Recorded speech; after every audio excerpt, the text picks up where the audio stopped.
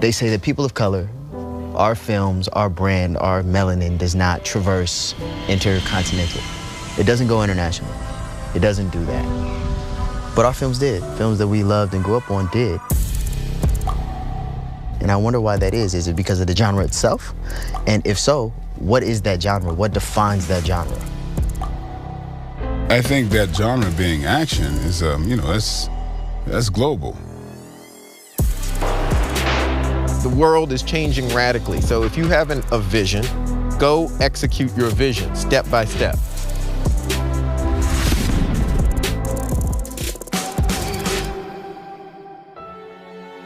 Action's one key defining element of blaxploitation films, which, by the way, I like to call soul cinema. I love that term a little bit more. But if we're gonna say blaxploitation films, for lack of a better term, what are some of the other defining elements of blaxploitation films? I seen from the beginning, like, yeah, like you know, the top shot. You had to have somebody running for a long time. You had to have conspiracy. Honest to God, it ain't mine, man.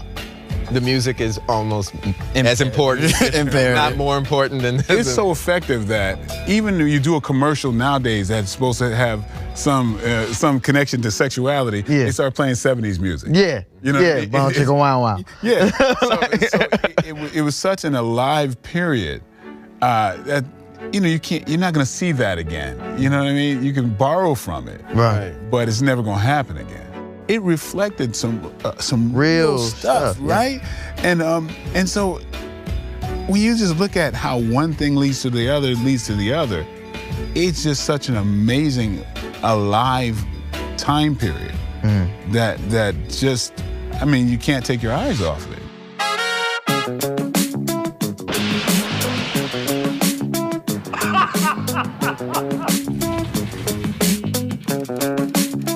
It was more than just these movies being made. It felt like it was a time of creative expression for people who otherwise wouldn't have got on screen. I was thinking about this with relation to Westerns. You know, it's the 1800s, it's cowboy hats, but they're looking at it from the past. During the blaxploitation era, like, they didn't know they were in a time period. Like, they didn't know it was a genre. It was from 1971 to 1977. Yeah. So they weren't like, oh, well, these outfits we're in is a genre, or these wah-wah guitars are a genre. It's like, they were doing a genre while it was happening in real time. And I think that's what makes it kind of different than like a Western. And so when people think about blaxploitation, they don't think about it like, oh, it's this set time where this thing occurred. You know, you just blew my mind a little bit. That true first soul cinema that came from a true place, like the Ivan Dixons of the world, the Melvin Van Peebles of the world, the Gordon Parks, his son, like they really did something. And speaking of the genesis of soul cinema, it came out of like Watermelon Man, right? Like Melvin's upset with the system, working for a studio. Like he was one of the first black men working on a studio lot with that much power. But Melvin goes on to like go and do one of the best pieces of work in cinema. Right? Which is Sweetback's Badass Song. That was Black Panther for its time. Yeah. It exposed the fact that black folks wanted to see themselves in uplifting roles. And then once that hit, I mean, it changed everything. I think it's interesting because Shaft and Sweetback are such different movies. I'm actually kind of drawn to Sweetback because the rhythms are so weird and odd.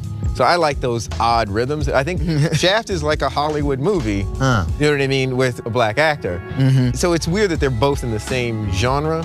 But they both have that spirit, you know what I mean? We're such a diversion from the ideals of like, kind of the MLK way of thinking, right? Of the 60s, the civil rights 60s, which was kind of like, hey, listen, like let's just kind of organize and be the bigger person in situations, socio-politically. And then you have these movies that are like, nah, bruh, none of that. Right.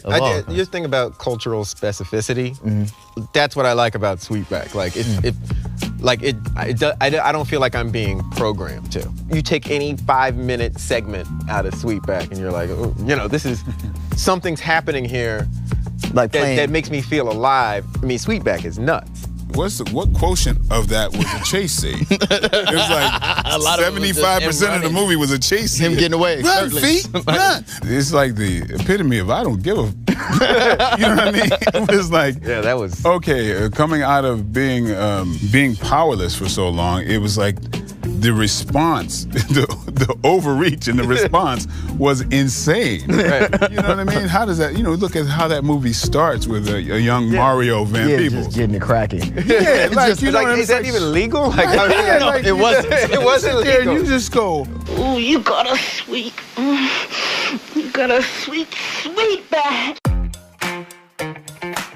The fact that he got away blew people's everybody's minds. mind. So much of these people who were just so downtrodden and felt like powerless, and he was going, wait a minute, we can run away?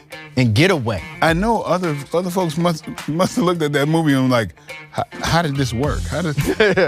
How did people line up around blocks to see this movie? People were so starved that this movie was a triumph.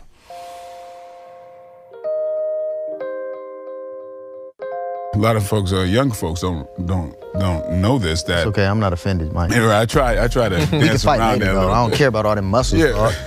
At the time, TV got affordable for everybody in the 70s. Right? And so people were watching TV, and the studios were in big trouble. Right. They were not making money. And then comes this genre of action movies where black folks were, supporting, looking at themselves in a heroic fashion, sometimes whether the movie made sense or not. You know what I mean? As long as it had that checklist. But people would be in theaters in droves.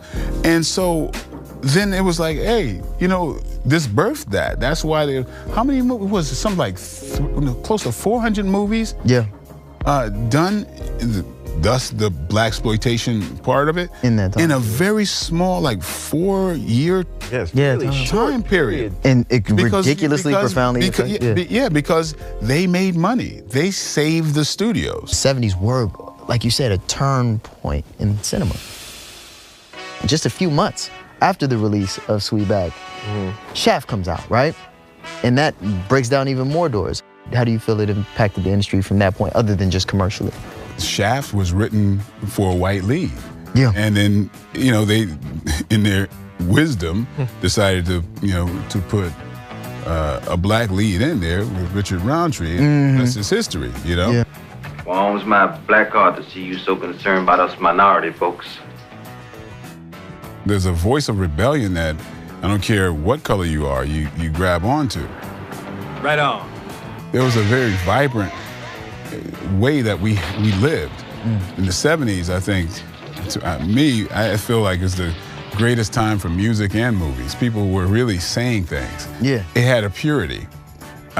So just like rap had this thing. Well, it's like kind of like how Lawrence Tucker did Tupac's music, right? There's that idea that like when you don't understand it, when you're not necessarily, when you are hoping for the best from your culture, you sometimes get removed from the things that make it the culture in the first place. We don't just take the good of something and present it, but in this country, you represent, when you are of color, everything and everybody. So you find yourself trying to explain things. When the one thing I loved about blaxploitation cinema, which brings me to my next question, was that we didn't have to explain anything. It was unapologetic. Right. And which brings me to why they were superheroes to us. Like, they were heroes to us. You know what I mean? Coffin Ed, I love those dudes because they were the first people I saw in a time where I thought, oh, it's just black people being taken down by the man for years, and we struggled in civil rights, and then suddenly somebody got an education. But in between there was really street entrepreneurs. There were really police detectives. There were people in the world that I came from, growing up in a socially stratified community, that did take some agency. The one I was drawn to, I saw it a lot later, so I think I saw it in a different context. But I really like Black Belt Jones. It was just a fun movie. I think I didn't really look at it I just enjoyed the movie. And it was just consistently all the way through. I love the odd rhythms of them. So that's what I was drawn to. Yeah, something unexpected, something like, oh, that's culturally specific. You did some homework here. Yeah. Even if it doesn't fit nicely. All over. Like Dolomite.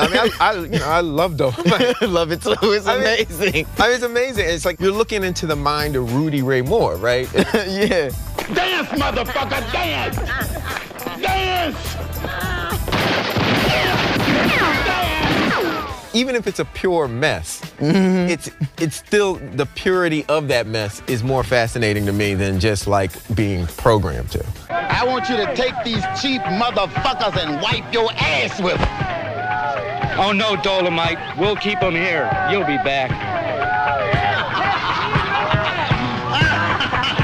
One of the reasons why I even wrote Black Dynamite is the irony that I had not seen characters this alpha. We had these alpha males and females. Very powerful, very strong, the sexuality thing. Yeah, there was a huge amount of credence given to the black woman. You know, as much as there was being taken away and being subjugated and taken advantage of and looked at and objectified, there was kind of almost this weird, also within that fetishization came a glamorization and almost like a celebration of the black woman, a strong black woman. Like you have these women that were like, yo, we here too. No, you stay here till I get back. Do those dishes or something.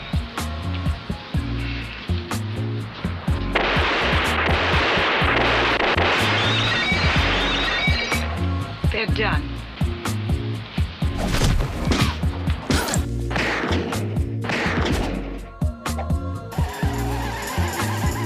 That's what I call bad. The word bad ain't got nothing to do with that. Right on, sweet sister. People accuse the movement of becoming, and I'm gonna call it a movement because that's what it was. Of it becoming too focused on stylism. Right, on becoming stylistic and colorful instead of on its truer roots. There's this raw aesthetic to those films. Yeah. And I think there's certain cultural headwinds that just mess it up. And so to me, one of them was disco. I think disco comes in at like 77. You gonna attack disco, bro? No, but I I think when you have disco comes along, it's like Saturday Night Fever comes along, and it's just a different way of thinking for people. So like you have blaxploitation movies that try to adjust to disco, but it's not the same thing. Not the same. So it's not Earth, Wind and Fire. It's not Willie Hutch. It's not Marvin Gaye. It's now like they're trying to like disco duckish kind of thing going on that kind of changes the whole rhythm and you lose a step. So it's not like necessarily like it's not Curtis Mayfield street gospel. Yeah, it's not Curtis Mayfield. Like so you take away this aesthetic and the world's kind of changing into this other thing that only lasts like, disco's dominance lasted for what, like 2-3 years. But it was enough to kind of derail that movement because all the things that you would attach to it are somehow like thrown off course a little bit. Yeah. There was a balance where like there's shtick and there's like pastiche, but then there's also reality. There's also raw and really what's going on. We keep saying things like, oh, that was crazy, that was wild. When we look at it for what it is, we talking about a young boy in a brothel who has sex probably before the age of like 12 or 13 years old. But when you listen to the stories of the black men coming out of that time who came from socially stratified communities like that, Richard Pryor grew up in a brothel. He had those exact same stories in his comedy, you know what I mean? Like, these were actually realities, right? That were crazy, not to us. We have to say that it's crazy because of who's consuming it outside of us, right? Because everybody went to the theater and went like, yeah, that's what happened to my uncle. That's what happened to my cousin. Just one day I just realized, I'm like, I had Superfly, and the Mac, Willie Dynamite on my wall. Were they not pimps? And I was like, this is bizarre. I'm like, what kind of child did I have? And I said, well, that's freaking crazy. Let me really dig deep into this, and then realizing that there was a reality that where pimps became our heroes. I venture to say, you do the Mac today. They might, actually. Man, I mean, what the Mac was about, I mean, you can make a movie about that, and it could be a dramatic masterpiece. I mean, I got a right to live my life the way I want to live it. I mean, being rich and black means something, man. Don't you know that? Being poor and black don't mean shit. We're living in different times. When you and I were young kids, I mean, there were no heroes. We got all sorts of heroes now. But there are kids out there who look up to me, man. Man, can't you see that's just teaching black kids to exploit their own kind? And that's sick. Well, it's not sick, man. It's sick when you get a chance to get out of a rat-infested ghetto and you don't. This piece of cinema, for me personally, gave me identity. But this gave me an identity where I was. It didn't mean that I had to be a pimp, but it also showed me that if I was gonna do something, anything, that you would have to face adversity and you could actually win against the biggest odds there is, which is like the system. You know, that was the biggest thing for me from this cinema. And it's interesting to me that like in the same time period of the 70s, there were movies by like Fellini and like there was movies coming out in all sectors of art that kind of like had the same feeling of rebellion against the form or the normative. It's like we were kind of pressing at the forefront of that in an interesting way. This is a chance, and I want to take it now, before I have to kill somebody, before somebody ices me. Are you with me, Eddie?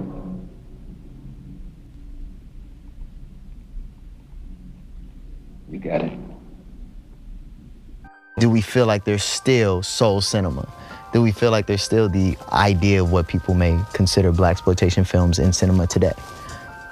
Does it still exist? They want to borrow the spirit, not embrace the spirit. Right. And I think that's a different thing. Do you know what I mean? Like it's working from the outside in. Yeah, working from the outside in. So that never works. I mean, you can plagiarize it to some degree, but it doesn't live. It just doesn't live in a true place. It sounds like to me you're saying the keys or the framework and the spirit is what counts, is that kind of do-it-yourself spirit, the kind of attempting to have pride in whatever shape or form that may come. Is that what is like the keys to properly paying respect to the genre? Is that all it takes, is like making a film by any means necessary, kind of how Sweetback Badass On, it was a by any means necessary film. But yeah, there's this thing where, I mean, the pride, you know, when I'm bringing my kids to see Black Panther, the pride that's going on in the theaters, this thing that is like, I feel like this, hopefully this is a resurgence. Yeah. Hopefully not only is it something great for black folks, but for everybody, because you know, it's a culture that's the oldest culture in the world being celebrated. It was a wonderful thing to kind of watch, and the more I watch y'all talk about it and hear you guys even educate me in this session, it's been kind of like a reminder that nothing is new. As a millennial, we always find that as an epiphany, like, oh wait, this already happened. Like Black Panther already happened. Literally, it already happened, and it's going to continue happening. And the representation is what was important. The identity is what was important. I look at the flying car in Black Panther is Superfly's grill. that Eldorado. It's like it's so similar. You know what I mean? And people are saying, I mean, when people saw him in that car, that was a spaceship of the time. Speaking of, I think we gotta take this motherfucker. We gotta run this. That's a bad. Shout out to FilmStruck, TCM Criterion, making it happy. Yo, so appreciate y'all and thank you for coming, man. Thank you. Thanks for having us. This is the awkward part where I don't know how you exit out. We just get up, just start talking. We just drive the caddy off and then music, the funk music just womp womp. Trouble Man starts playing. Go down. Come apart, like in a 1970s show. We're still talking like. Oh, we just freeze. You arrested now, sugar. You know, like.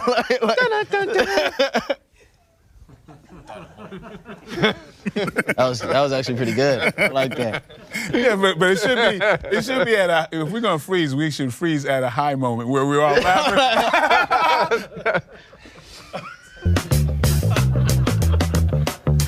There it is. Somebody got that. They had to. Perfect. That's perfect. Then the credits go. Just roll over it. It's just, I come apart, baby.